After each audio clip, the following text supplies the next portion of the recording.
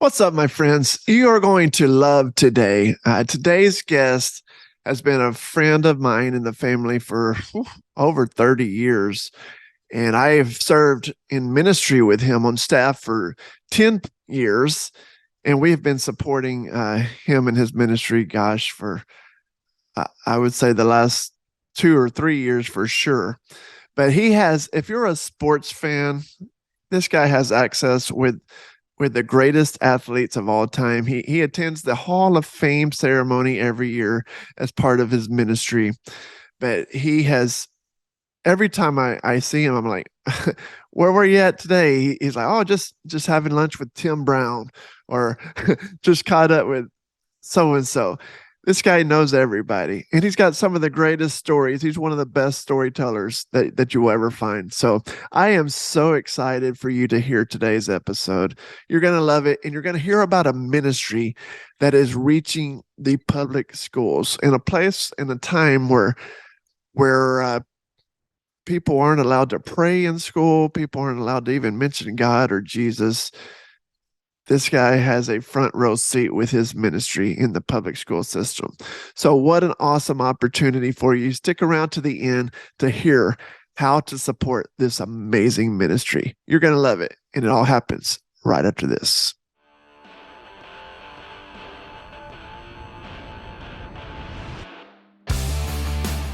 Welcome back to the When Words Don't Come Easy podcast. I'm Andy Howard. If this is your first time joining us, wow, thank you so much.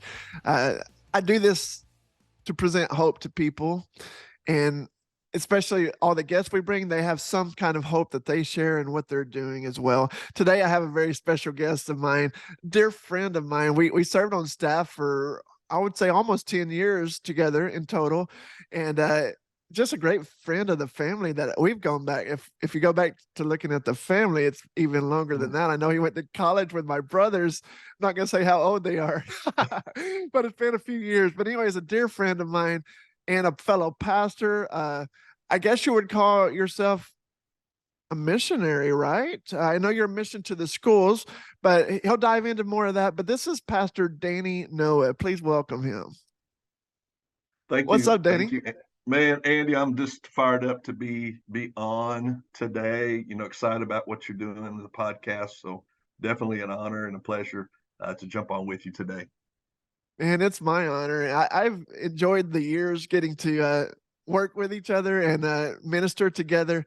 One thing I know that me and you have in common, several work days, and people used to make jokes about this, but anytime there was a work day at the church or any kind of construction process that needed to happen, me and you would find ourselves close to each other because we didn't know the difference between a screwdriver or a hammer most times. But We were food anyways, and supply guys. Hey, go get the food, go get the supplies. they're all Hey, needed, right? it's funny. I just had a guy help. We just putting up a new fence, and I really wanted to participate. And I was like, "Hey, could you let me drill at least one thing so I could say, oh man, no, it's you help bring in the supplies." And I tried 3 times, and he, as nice as he could, basically fired me. I mean, I was just like, okay, hey, don't really get to say anything. I helped bring the fence to the That is so backyard, but I didn't awesome. get to. Know your role. And hey, we Yeah. I have to know mine as well. But Yes, exactly. one thing I appreciate about Pastor Danny is he's always a list guy. And I'm a list guy myself. And so with Pastor Danny, you can see it always working in the back of his head. He's like, I wonder where this ranks, whatever we're doing in my top five. So with that said, I just got to know. I'm going to put you on the spot, PD, and that is what I call Pastor Danny for those listening at home, PD. Who's your top five Cowboys of all time? Or if, and I've heard you say recently you've started doing your top five quarterback list Cowboys of all time. Either one of those you feel comfortable with, please share it with me. Oh wow. Andy, in what I do, and getting the opportunity and the privilege to be around some pro athletes, kind of my favorite. The Using that word really is sometimes less about athletic ability and just the personal side of getting to have conversations. And so I'm going to start that kind of is both. Number one, and he's the only person that they call Mr. Cowboy Bob Lilly, and we actually got to hang out with him this year at the Hall of Fame ceremonies, and just talking to him about stuff, and then asking him about the I can't remember if it was the ice bowl where he got upset and threw his helmet. And that's what I had to ask him. I said, so like, how far did you actually throw, the helmet? And he was just like, I think I threw it about 50 yards. And so just those conversations. Um, Man, of course, Roger. I've had the opportunity to meet Roger, and he is, he hates the spotlight. Just real personable guy. In fact, when I first came on staff with the FCA, I actually got to walk him to his car after an event where we acknowledged him and gave him the Tom Landry Award. And so, Roger, of course. You know what? I'm gonna go, and we joked about it. I'm a Romo fan. I just love Romo. Probably the most exciting. I'm gonna go with that quarterback that the Cowboys have ever had. Greatest escapability of anyone. I've been in a debate with a guy, and he says it's Roger. Love Roger, but I think Tony is the guy. So that's three. I'm looking at some of my stuff here. Um, I had the opportunity to meet Dion, and just from athletic ability, one of the greatest to ever do it. But to see him outside of the Neon Dion, the prime time, and just have casual conversation in a room, cameras off, and just a very regular guy. And then the piece of watching him, how he coaches high school students, and just the high standard. And so that's four. Um, Man, Nate Newton. I'm going to go with Nate Newton, number five. And again, opportunity to hang out with Nate, and just as funny as you see him on some of these podcasts, just a regular dude. When he was doing his community service from when he got arrested, we were working with the same nonprofit over in South Dallas. And so just got to hang out with Nate. So we actually named our fish after Nate. I told him that. He really wasn't that impressed. But Nate, I love Nate, love listening to him talk about Cowboys. I think he gives one of the greatest just perspectives of anyone that I've heard. And so there's my five. Probably I different love day it. might ask me, but just a lot of guys I've had an opportunity to meet. Yeah. And so that kind of falls in that category. And that makes it different when you know them and you know the guys. It just it brings something to it. I don't know that Nate makes too many people's top five, but that is awesome. But it's that personal touch. And I agree with you. He just from what I've heard, I've never met him personally, but Yeah. radio interviews, he's got a personality like nobody. So he's definitely one of my favorite personalities. Well, man, it's just awesome catching up with you. FCA and your other ministry as well, through pastoral ministry. I know you've been a worship pastor and associate pastor, all the things through the years. But just watching you and what God is doing through FCA is always grabbed my heart, and it's one of the reasons why we support you monthly. We love you, and as a missionary and what you're doing. For those who may have just stumbled on this and never even heard of FCA, why don't you give a quick rundown on what it is? Because you guys are literally you're taking the gospel to the schools, and what an honor that is. When other places are saying you can't do this here or you can't do that here, FCA is walking right in, and I love that. So share a little bit about what FCA is. Yeah, and I'll give you just a really quick history. In 1954, a young basketball coach just came to the recognition that of the influence of a coach, of an athlete, made the statement, "Hey, if an athlete and a coach can promote alcohol and cigarettes, why not Christ? Why not the opportunity to present something that's life changing, transforming?" And so he actually went to Branch Rickey, who was pretty significant, in Jackie Robinson coming in, breaking into the major leagues. And I believe he was the commissioner at the time. And he really didn't give long meetings. And I think it was a very short amount, 5 minutes or so. And what was 5 minutes turned into 5 hours. and he actually wrote the first support check, if you will, to help FCA start. And so, a dream of a coach, a young coach. He may have been an assistant, coach, the coach that does all the grunt work, but recognized just this opportunity. And so he started FCA in 1954 in Dallas, in the Dallas area. Coach Tom Landry, right there, was the one who started it. And literally, what happened locally took off even bigger than what happened nationally. In fact, Wow. nationally, they really relied upon some funding from what Coach Landry was raising locally here in Dallas.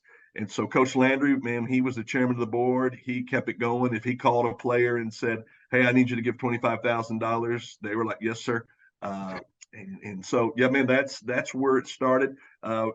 Heavy, heavy, heavy, heavy in the schools. The open door has existed for us. I'm going to say we have the biggest open door of really any campus ministry. It doesn't make us any better, but I think the sports specific piece, the A of the FCA, and where historically FCA has fallen within the Texas High School Coaches Association, particularly here. We are on the agenda at that event. Andy, 15,000 coaches come to that conference every summer. Wow.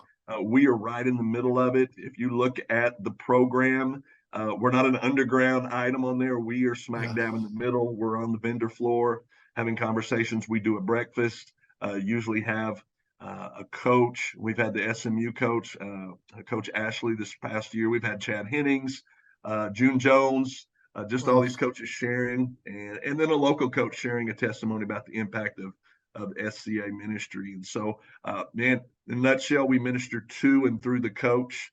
The coach has the greatest influence. 20-year coaching career, they say a coach will impact 15,000 lives. Wow. In the area that I serve, there's over in South Dallas County and in Forney over 1,000 coaches. So, I didn't do too well in math, but 1,000 times 15,000 lives, that's a lot. A lot of lives influenced. And man, we're just using sports to preach Christ. And Yeah. we've branched out now. We're heavy in college. Our college ministry is some of the strongest. Man, I know man, big Aggie fan, huge ministry at Yeah. Texas A&M, huge ministry at TCU, as they're really in the spotlight right now. Throughout all the colleges in Texas, really involved. And now we've just really launched some new things with pro sports, just a pillar of ministry that's targeting the professional athlete. And man, what I'm learning in just the circles I'm in, man, these professional athletes are greatly talented, but they're regular folks, Yeah. and they're dealing with different pieces. I once heard a stat that over 70% of professional athletes in the NFL 3 years after are either bankrupt, depressed, or divorced. Wow. And man, that's hard to walk through one of those. Yeah. As forget you're an athlete, just as a person, and for some of these athletes to walk through all three is just amazing. Heard some powerful testimonies of coaches, athletes that have come out of that. Actually, even some that we had at the church that shared those stories. So, man, in a nutshell, a long way to really kind of capture our ministry to and through the coach, using sports to preach Christ. And I was hoping you'd throw that number. I've heard that before about the coach influencing so many people. And if you think about it, when kids are in school and those who are then athletes, so you have 8 hours a day in school. Well, then athletes is after school or before school or going on road trips for the games. I mean, we're talking these coaches are the main thing they're seeing in their life right now. And so, wow, if you guys can get to the coach, how many people you can reach through that, and what a powerful thing FCA is. Share. I should have told you this up front. Hey, putting you on the spot, but I know you're a pro. What are some of your favorite stories that stand out throughout FCA? Maybe it's through a kid, and you may not be able to mention his name, but through something that your ministry has touched. I would love to hear some of those kind of stories. Yeah, and as you know, back in my early days of youth ministry, now 30 years ago, having the opportunity to just create some things out of my opportunities on the local campus, Kimball High School in Dallas, and just recognizing with a local coach after had a student athlete that didn't get an athletic scholarship. And all the guys, all these athletes lived on one street, and all of them were D1 prospects. And he was the only one of his friends that did not get that offer. And he attempted suicide. And thank goodness he was unsuccessful, but went to the head football coach there and just said, "Hey, we know that these guys have one plan. It's plan A. There's no plan B." And asked if I could come alongside him and just serve. And Andy, the coaching world is a very private world. To get to have that access is unheard of. Everyone's always asking something of a coach, whether it's I want to be on the sidelines or I want a T-shirt or pretending to ask how much does the shirt cost, and really if they're saying is I really want a free shirt. But that opportunity 30 years ago to come alongside and work with athletes, and I will say it this way, having done this for so long, now some of those athletes that were my athletes are now some of the coaches that I serve. And I'll give you a cool story here. On the day of the state championship for South Oak Cliff, I had the opportunity to do their game day chapel, and the coach that introduced me was one of those players. And Andy, you've probably been introduced before and wonder who they're talking about. Man, this guy sounds like he's really got something together. But this was probably the longest introduction that I'd ever had, and it was because this coach shared a story about impact and a conversation that I don't remember. I didn't know his past, when he was a high school student. I didn't know what he was going through. And he shared, man, this man, this white man in the white van, coming by and serving us, and just seeing him now as a coach. And I would say probably at South Oak Cliff, he's one of the most influential coaches there. He's the recruiting coordinator. Colleges call him. He's the guy. Every Tuesday morning at 9:00, he and I meet for discipleship. He's a deacon in one of my board members' church. And man, just the opportunity to say that and then stand on that platform on that game day of the state championship and talk about standing on the shoulders of other athletes, standing on the shoulders of great men, and then seeing this coach be so influential, and having the platform to be in the midst of a high school state championship, kind of taking a story back 30 years, and then now seeing the fruits of it. Even in one of those games at AT&T, walking up the stairs and seeing a guy just stare me down and going, "Man, did I like take his parking spot or something?" And then coming back down the stairs, and this guy meet me in the aisle and say, "I'll never forget you. Wow. I'll never forget that speech that you used to give before each game."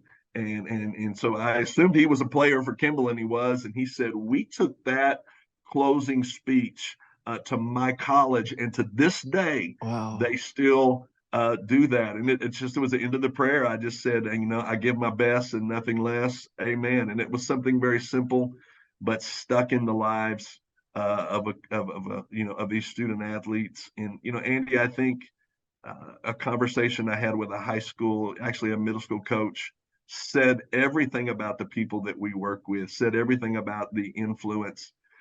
She says, "Dan, you have to understand, I teach PE. I'm the athletic coordinator. I just had to get out of a 2-hour meeting because I had an accusation made against me from a parent that I cussed out their kids. I had to go sit in sensitivity training. I have a teacher or a parent who's filing a grievance against me. Oh, and by the way, I have to go home and be a spouse. I have to go home and be a mother." And then, 2 weeks after that, she had a student that committed suicide. And so just trying to navigate what coaches are doing, parents in the stands and they're yelling and they're cussing at them, they're saying all these things, but they forget that this is a person, this is a Yeah. parent, this is a spouse. Hey, forget that this coach, that she was a daughter too. Yeah. All these things, and she recognizes that God has called her to coach. And I'll say this: some of the best youth pastors, you know this, are coaches. They Yeah. get them more time than we ever had. Yeah. When there's a conversation with the parent, they're not saying Pastor Andy or Pastor Danny said. They say Coach said. The two most powerful words of influence Wow. in middle school and high school sports. Coach said. And that's incredible. And I think we do forget that these are people. And I'm not one, I will be honest. This is not I have enough areas where I struggle. I do not struggle in this area, but even my girls have started playing soccer now, and I go and I watch, and I am embarrassed, dude, just sitting around all the people. They hate the referees, they hate the coaches, they hate everybody.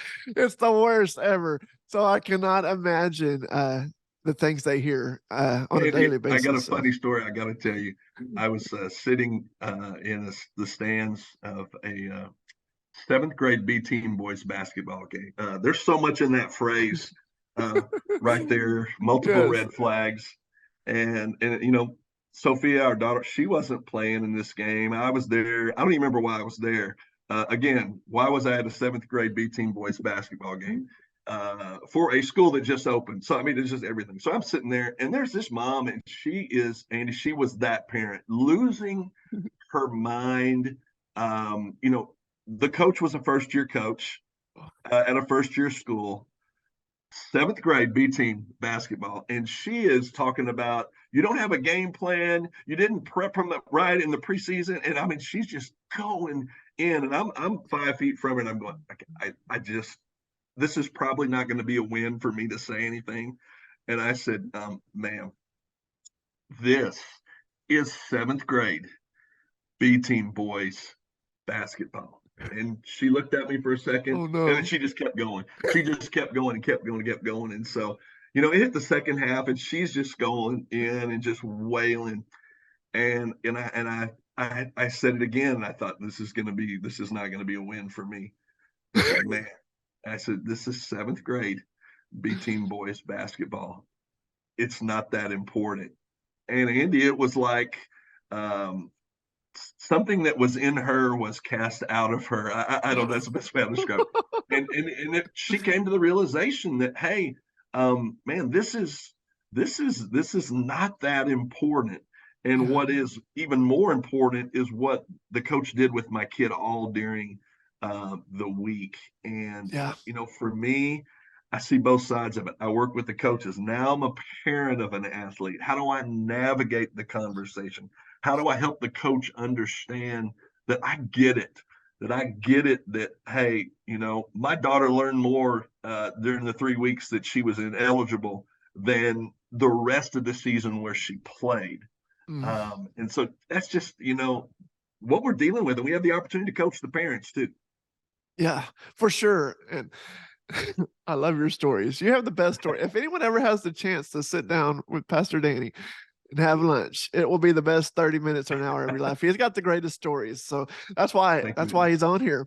Well, I do want to hear some more about, so FCA has opened some crazy doors, maybe stuff that you didn't even realize was possible. But the last few years, I've been seeing you go to the Hall of Fame ceremonies and pretty much everywhere. Share some of your stories about some of, because I know you've met a lot of people, but who are some of the favorite, whether it's an athlete or not, people that you've had the privilege of talking to?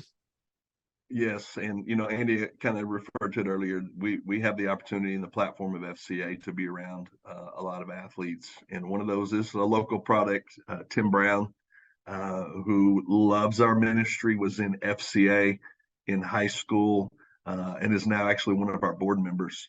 And we just had some conversation about, hey, how do we continue to put FCA out there? How do we utilize that as an opportunity for people to invest in financially?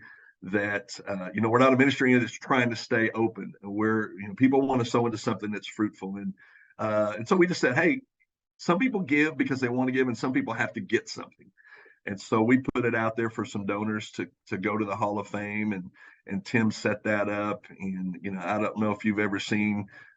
We've seen the Hall of Fame speeches, but I mean, there's a Hall of Fame gold jacket ceremony. There's the trip to the Hall of Fame. Hall of Fame game is nothing special, but just being in the atmosphere, man, when you're there, if you're a football fan, it is football fan overload. We're beyond autographs. We're beyond pictures. I mean, you're just walking. Oh, hey, Jerry Rice, what's up? Jim Brown. I mean, walking past Jim Brown on a walker. I helped Paul Tagliabue get toilet paper off his foot. In the restroom.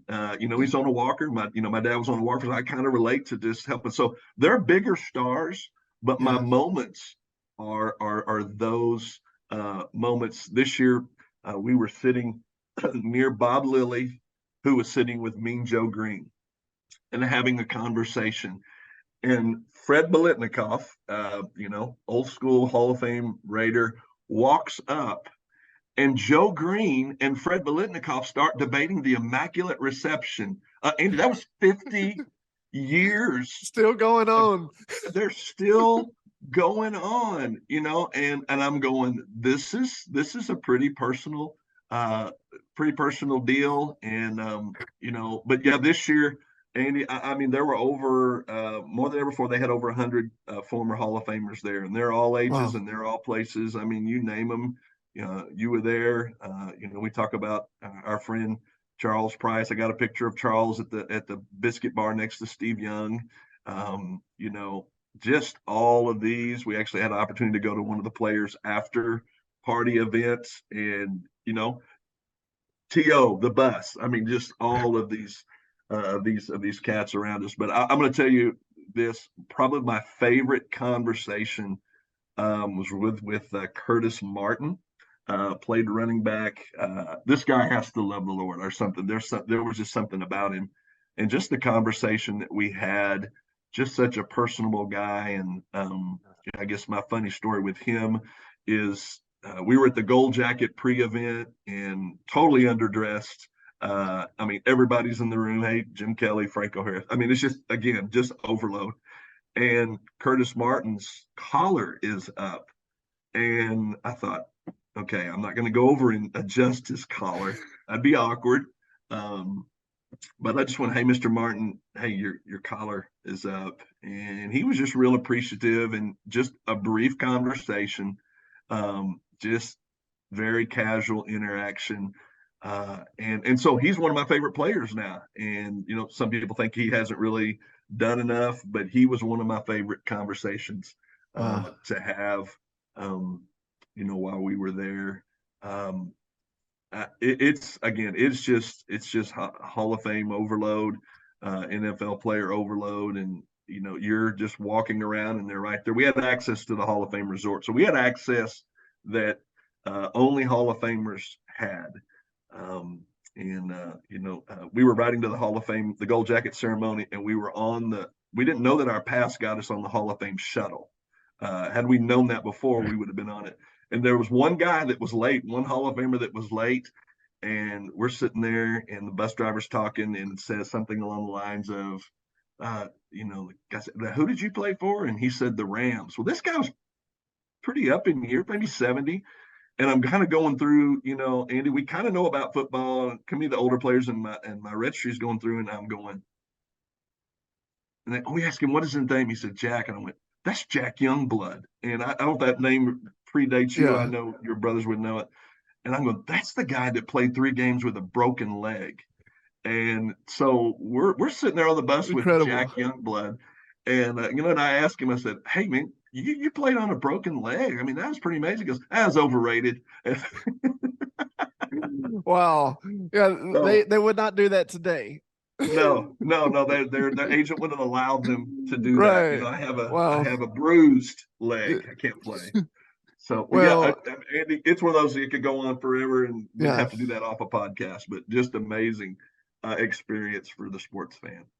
Well, I know what FCA, even as far back as I can remember in junior high, it's the first time I remember stumbling upon FCA, but it's changed my life. And I love seeing what you guys are doing through today's public schools where people are saying we shouldn't pray in school and we shouldn't do this or that or allow Jesus in the schools, and FCA is right there. And so for those, and this will be kind of our closing round. So anything that's just on your heart or you want to share that I haven't asked, I would love for you to do that now. But I would love for you to also let people know how they can find out about Danny Noah or FCA in general. FCA is it worldwide or US wide? We are international now, and the International. stuff Well, that's happening overseas is, I mean, like soccer is worldwide, and just the things that are happening in soccer ministry are just huge. So yeah, uh, so there are local, people national, international. there are people, no matter where they're listening, that there is a local FCA around them. So that'd be cool. And just teach them how they can support FCA or support you guys. I would love for you to share that. Sure. We have a saying that everybody fits somewhere. And we just have a simple phrase of pray, give, go. And there are some people that are part of our prayer volunteers. They pray for us just to keep those doors open. We have people that can't don't have the capacity to go into a school and to do something. And they said, hey, God has blessed us in a position financially, and even just your average Joe that says, hey, I want to do something. I want to be a part of what you're doing. And so, we have people that help our ministry from, as a nonprofit, sustainable monthly support helps us stay out in the field and just continuing to tell the story of FCA. And so that's, if people are interested, and or going, they want to go, they want to volunteer. There's those opportunities, where volunteers come and help lead our team huddles like a character coach. And that's definitely something, Andy, love to have you come and speak one time, share your story, just speaking character into these kids, and opportunity to engage the local church, leaders in the community. And so, yeah, our pray, give, go. They can reach me on any of those items. My email, which was really the best way, dnoah at fca.org. And man, if they want to pray, we can put them on our mailing list to get our newsletter. I try not to send one out every couple of months, and it's just giving an update on ministry.